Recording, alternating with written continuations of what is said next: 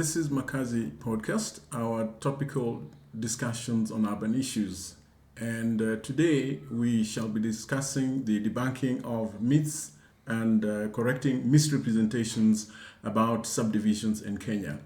And my name is Patrick Adolo and my co-host is? Tom Odongo. Okay.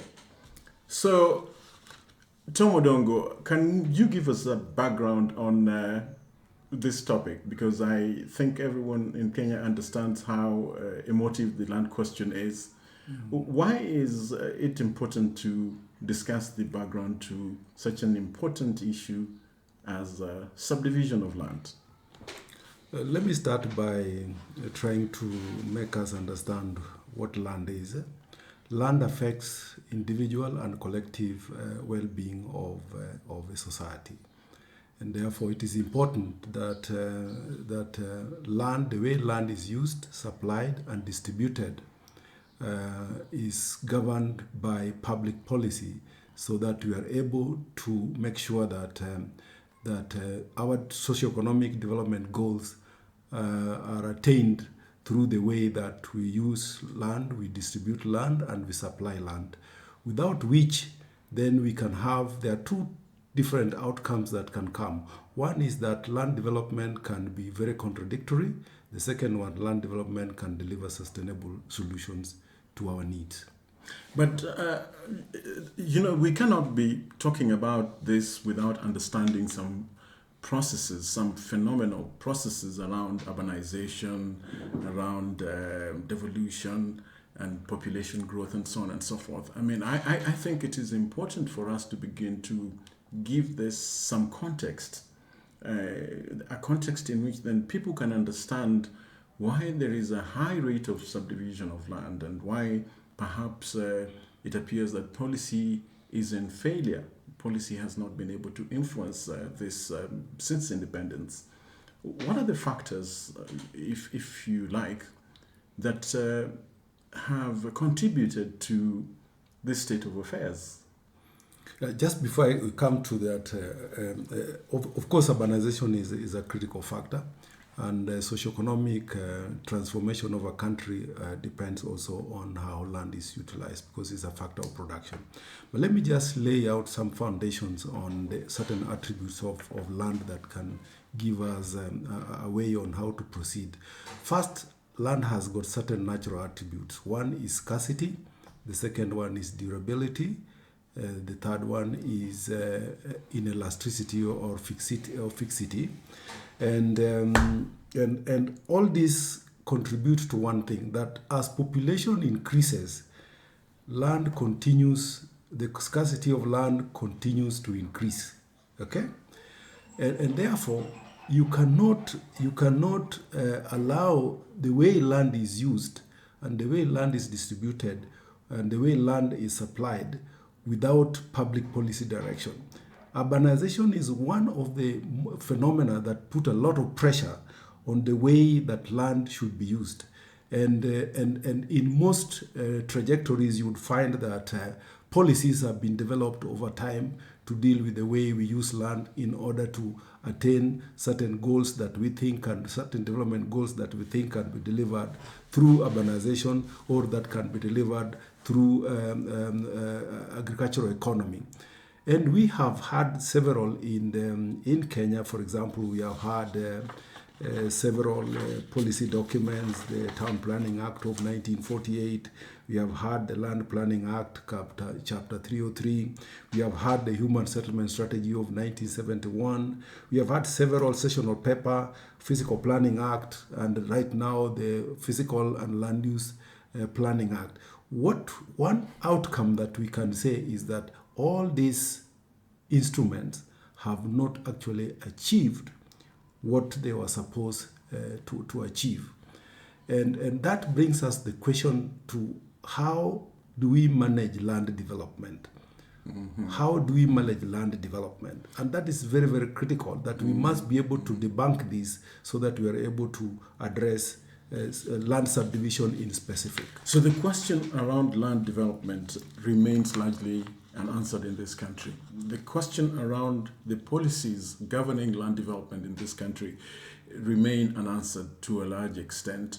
And that is something that we need to delve a little bit into, because the question is, how do we define land development? Because it's important that we do. It would seem to me that people have not given land development the definition that it deserves. And therefore, when people begin to subdivide land, they do not know that they are actually engaging in a process of land developing. And therefore, they do not give it the professional approach that it deserves. So, do you have any problem with the way I'm looking at this? No, I don't have a problem with that. I think that one of the area of public policy is to do with the way land is used, and one of the critical tool for governance of the way land is used is what we call land use planning.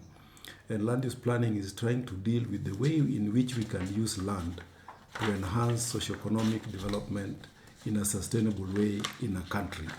But what we must know is that every piece of land is either owned by either government or is owned by private individuals.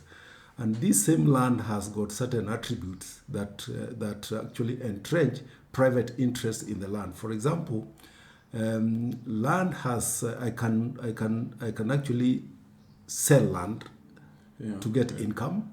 I can actually turn land into a property in which I'm able to access income. Land also has got a capital attribute that you can actually use land in order to access debt capital. So all this attribute means that there has to be a balance between private interest and public interest. But hold it. I hear you speak to land use plan, and then I hear you assign land such important values, from cultural values to capital values and so on and so forth. But it doesn't seem to me that land use planning is a significant factor that is considered in the whole of this arrangement of things. It would seem that it's just a theory at the moment, because how is it that such an important asset such as land is not subjected to planning, even though policies have been put in place for that to happen? But it is one of the most fragmented, aspects of development. How do you explain this?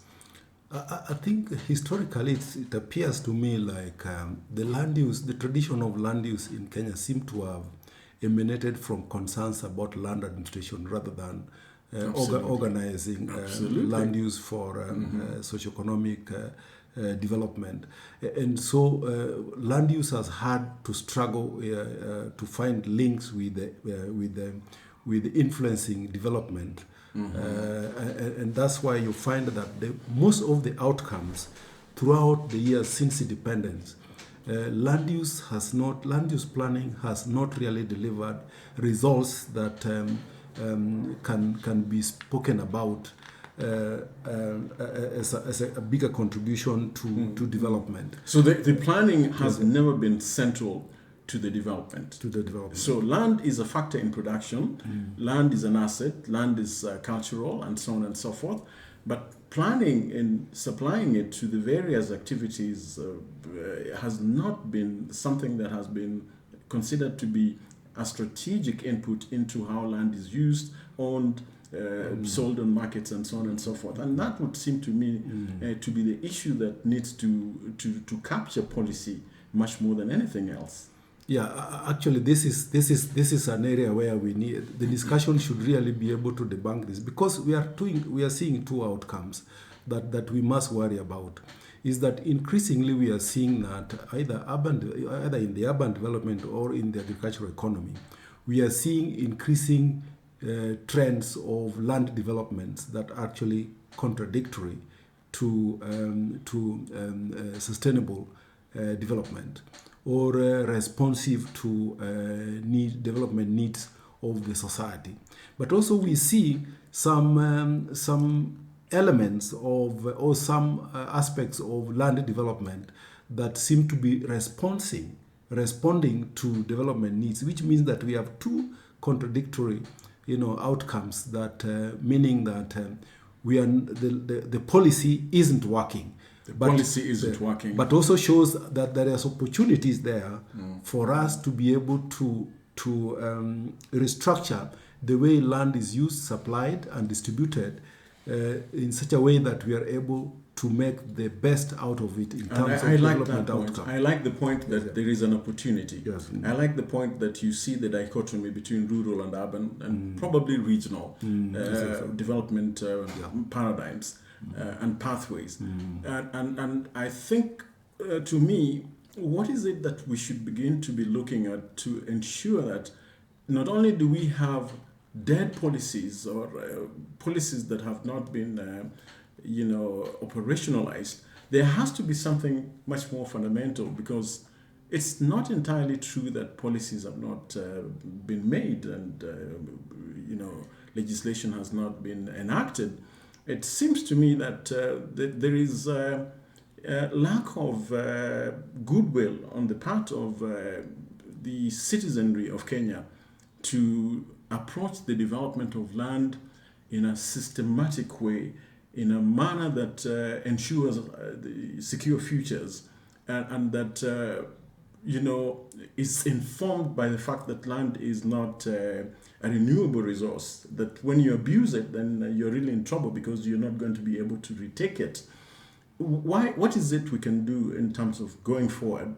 Don't you think we need then to discuss the importance of a professional approach to planning land? And therefore, if we begin to speak to the question of subdivision, then it is a question of preparing land for development and for markets in such a manner that is sustainable, not just for the use now, but also for the future. I agree with you. We need to look at land development in a much more complex way, because land development is an area where there has to be, we have to balance, like I said, we balance both public and private interest. How do we do this? One is that we must understand one aspect of land development that has contributed to so many contradicting development is land subdivision. And this can be seen from the periphery of urban areas. We have seen that there are certain lands that have been overused. For example, when agricultural economy, which is based on coffee, started to collapsing, then the use value of agriculture of those land as agriculture begin to diminish, and the private individuals begin to look at other land uses that would give them value. And what do? They begin to convert them into urban land uses. Is that supposed to be purely a private decision? No, that should be guided by public policy.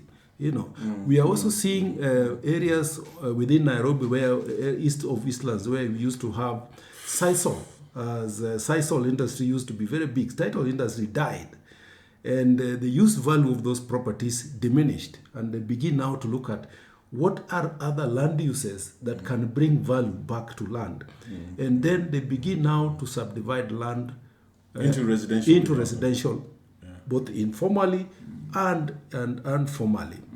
Again, the question is that these are private decisions. These private decisions must be moderated by public policy. And indeed, that was the case, because I remember the Land Planning Act, as well as the legislation for 1948, the Town Planning Act. It had very stringent and clear directions on how land should be dealt with in the peri-urban fringe, and that agricultural land could not be subdivided below a 3-acre threshold. And this to me seemed to be something that even those in land administration did not protect. And amongst other things, trends emerged where the peri-urban fringe began to mutate in a manner that suggested that policy was in complete flux, and the subdivision became a very rampant, if you like, cancerous way of parceling land in such a manner that there was no regard to infrastructure requirements, to environmental considerations, to densities of population, and in a manner that actually rendered land planning nonsensical. So if we have to return to land planning as a way of preparing land for development, either in urban or rural settings, I think we need to revisit the subdivision as a concept and begin to give it the proper shape and direction that would engender proper use of land that guarantees the futures that we want it to. Actually, I agree with you, because looking at land subdivision, this is the initial step in land development process. And at this point, we are making a decision that is affecting a number of things. It is determining how the shape, the structural development of that particular area in which subdivision is being taken. We are making decisions about the infrastructure. We are making decisions about the uses of that land. So that particular time, we are making decisions about a future of a place. So the question that we must ask ourselves in the realm of policy, how has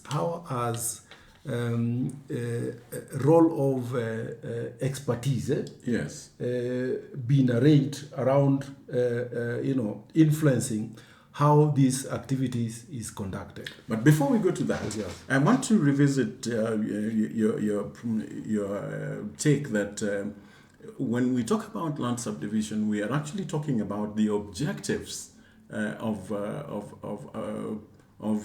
a plan for the use of land in a certain location, and that perhaps away from current thinking that a subdivision has got nothing to do with planning, and that perhaps you only need a surveyor to do a subdivision, and perhaps you only need a conveyancing lawyer to do a subdivision, and perhaps you only need a realtor. In the current dispensation, the realtor is selling land everywhere, not just on the peri-urban fringe, but including in areas around the counties, without as much as the input of a planner.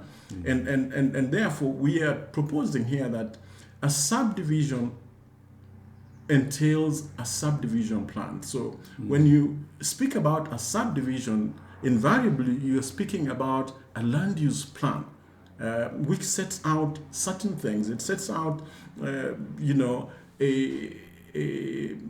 proposal for the use of land in a locality, and that the actual scheme itself ensures that there is efficient land use and sustainable land use, and that the subdivision scheme itself provides forms and shapes that are that lend themselves properly to a particular land use activity in that particular space, and that the subdivision ensures appropriate standards for transport channels and utilities, such as engineering, infrastructure, water, drainage, and so on and so forth, and that it ensures that the correct thresholds for population densities are also met, and that much more importantly, that it ensures there is supply for social infrastructure.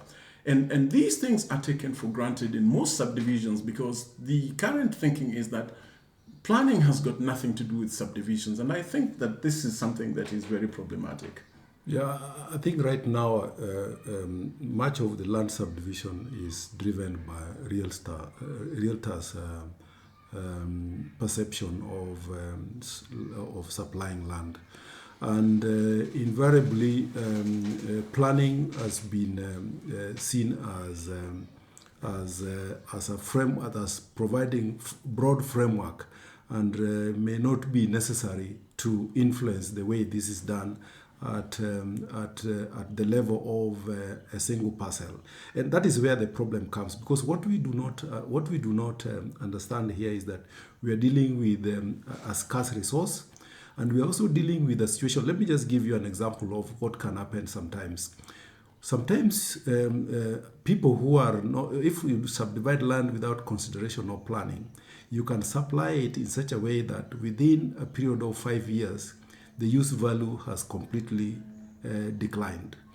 And you find now you are going back into planning to supply you with solutions on how to recover use value of the land After the fact. After the fact. After the fact. Yes, and most of the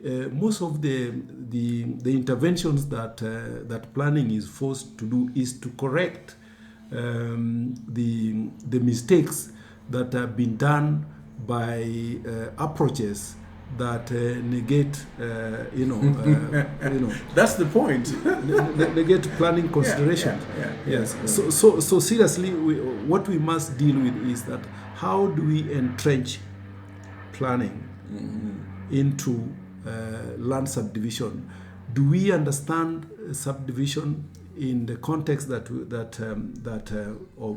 land development? Absolutely. Yes. Absolutely. Is that the way we are understanding it, or we understand it as a pure private commercial interest? Yeah, where parcellation is much more important, and maximization of profit. And that's the heart of the matter. In fact, that is the crux of this problem, because most landowners believe that they have to make the maximum out of land subdivision, and granted that that would be an incentive for them to subdivide land, but from a planning point of view and from a development point of view, I think it is disingenuous to supply land to a market using any other means other than a properly formulated land use plan. Yes. And I think the law supports my position on this, doesn't it? The law support this. Yeah. I think what probably is where we should get to is what kind of instruments do we introduce, and how do we mobilize society around the importance of land utilization, land distribution, and land supply being governed by proper plans. I think that is what we need to get to. Yeah, but then another issue around subdivisions that is sometimes contentious is the role of different professional stakeholders. And Pat, you understand that everyone claims that the subdivision belongs to them. We've got realtors, we've got landowners, we've got surveyors, land registrars, and of course town planners. Yeah. Whose business is this? Can you tell me? Can we settle this contentious issue? I mean, yes. And I will start it this way. First, that because land is a national resource, and we have agreed that it is scarce. We have also agreed that unlike other factors of capital, land is not replaceable. Yeah. Whatever we have is what we will always have, and so when we are dealing with and of course there is the issue of that government has partnered with the citizens in land development. So the instruments of ownerships are not instruments of development; they are instruments of partnerships. They are instruments that allow government to structure partnership with the citizens in development of land. But what is happening now? What is happening seems to me that these instruments have been converted to instruments that allows people to monopolize the way land is used and the way land is developed. And that's where we need to go. So my way of looking at this is this way. First is that land development is supposed to be governed by land use planning. Land use planning is a system of governing land use. Once we make land use governance a critical element in the development of our country, then there would be no land development that takes place outside that. Then we begin to look at what kind of expertise do we need to help us govern this complex process. And I'm sure that there are a number of them. Number one is the planner. There is the land surveyor. There is the land registrar, which deals with the aspect of land administration. Let me start with the planner. The planner is the one that deals with the land use aspect of land development.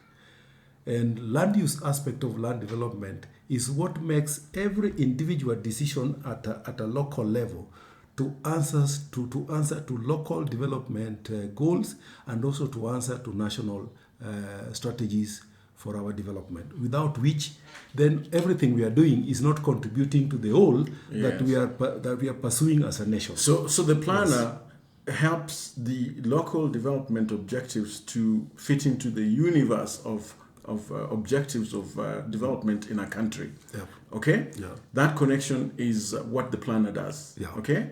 And that is very important. But what at the local level does he do in terms of preparing that land for development?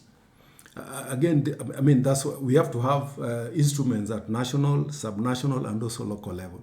Because even when we are defining our development, we are defining our development with reference to potentials, and those potentials are in locations. And that means that in every level, at every spatial level, there has to be a way in which we translate how land development should take place in the context of national development goals.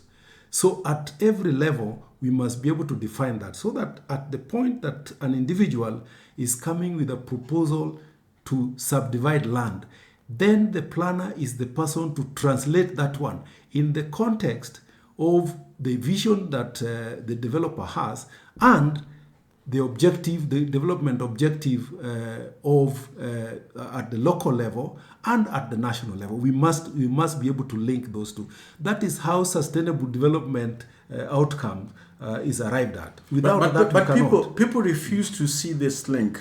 People refuse to understand that land has to be organized at a local level so that it can dovetail into national development objectives and policies and frameworks, whatever you want to call it. That land is not spontaneously being, supplied to the market without properly being prepared in such a manner that it remains sustainable even at that level. And land is abused, land is fragmented, land is not properly structured, and so on and so forth. And so you have these mongrel, land use activities, which people call slums, which people call, there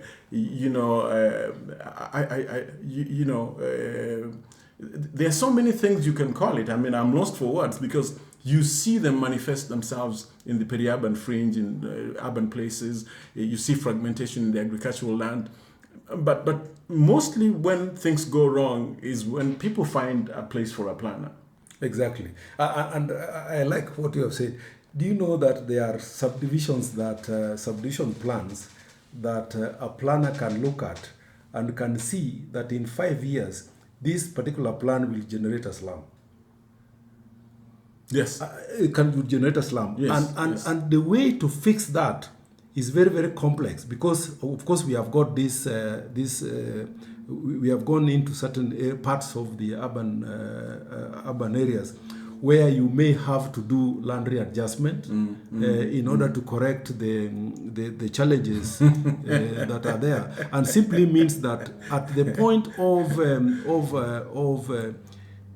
defining the spaces, there was no consideration of planning. Absolutely. Yes. Absolutely. Yes. Yeah. So I think the only person the only profession that seemed to be looking at both ways is planning, and I think need to be given more space in how it's able to shape land development.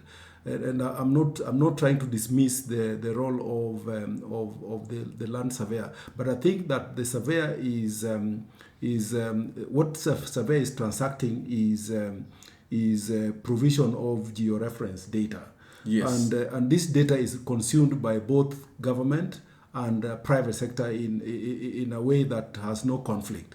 But when it comes to the way where the planner is in a position where he's the one to begin to resolve this conflict, suppress any any possibility of a contradicting development Yeah, process. but Pat, the planner cannot exist in vain because his title is land use planner. Yes. How can he exist in vain if his title is land use planner? Okay, and therefore I think this is something we don't need to overemphasize. What we need to do is speak to the roles of different actors in the space of land subdivision. And we said that there is a place for landowners, there is a place for professional planners, surveyors, lawyers, for example, land registrars, and so on and so forth. And I think there is a legitimate space in law for each one of these professions, to the extent that if people were to step away from unethical conduct, I think things would change quite a bit. Because to me, I think a lot of the things that happen in this space amount to unprofessional conduct. Yeah, mainly. Okay, mainly unprofessional conduct. Yes. And this we need to deal with it, because there are ethical issues around people overstepping their boundaries as professionals. And I although people do not want to speak to this, I think it is a material issue that we need to face head on. Yeah. I mean, in development process, there is a way in which actors are arranged around that particular process. And I think that in most cases, probably land development start with realtors who have purchased land or have agreed with the owner with a sole purpose of pursuing profit. And then what they are looking at, they are not looking at development as you are seeing. In their perception, there is nothing like development. In their perception is that they want to deliver. They want to sell land. They want to sell land. So they're in a land market purely as an end in itself. Yes. Yeah. In a very in a policy environment where there is ethical challenges, this person will first land in the hands of a land surveyor, most likely. Yes. And because of his interest, the interest that this person has, that I want the parcels to be defined. Yes. And then instruments that can make those interests to be registered. Yes. Can be provided. And he's not interested in how this is going to develop. He's got a short-term interest. Now, for me, the responsibility lies heavily on the professionals who are involved in this. That what kind of advice do you provide at that particular point? Exactly. Yes. Exactly. Yes, you know, yeah. I mean, if you are a lawyer, Yes, yeah. and you know that you have a client who wants something done, Yes. you will always find the right professionals to do the right aspects of the assignment. Yes. And quite clearly, to me, it seems like this is where things usually go wrong, because when you don't assign the correct professional, the right professionals, their work, then the work ends up on the table of one professional who pretends to do the work of all the other 5 professionals. And this is why we have all this failure in the process. Yeah, exactly. Yeah. So, and I think there are two sides to it. Number one is that the responsibility that each professional need to act in a very responsible way and advise clients accordingly on what need to be done. The other aspect of it is that is to what extent is policy very clear and well disseminated. Does anybody think about it when they are doing this? Yes. Hardly do they give policy any consideration. Yes. They hardly give policy any consideration. But also, I look at it this way, that in fact, why they do not, even the informal land subdivision, for example, informal land subdivision seems to me like a deliberate way to evade planning, because the informal nature of it emanate from appreciation that there are certain requirements or planning that land subdivision need to follow, and for us not to follow, then we need to undertake an informal land subdivision. So in informal land subdivision, you will find that there are few professionals that will not miss. You may not miss a legal mind in an informal subdivision. you may not miss A surveyor. a surveyor In an informal. in an informal subdivision. But a planner will not be there. But a planner will not be there. The planner is the one who is not going to be Yes. there. So here is The principal actor is not there. not there. And so here you find that is a conspiracy which is driven by commercial interests. Yes, I think that's unfortunate. You know, which is very, very unfortunate. Yeah, Yes, that's unfortunate. Yes, yeah. But I speaking about which, then I think we need to call out a few people. What's the role of the registrar? What's the role of the municipality? And perhaps what is the role of the director of planning? And these are departments in county and national government. How is it that things have been allowed to go this far during their watch? To me, it seems that we need to be able to speak to the need for these departments to pull their socks.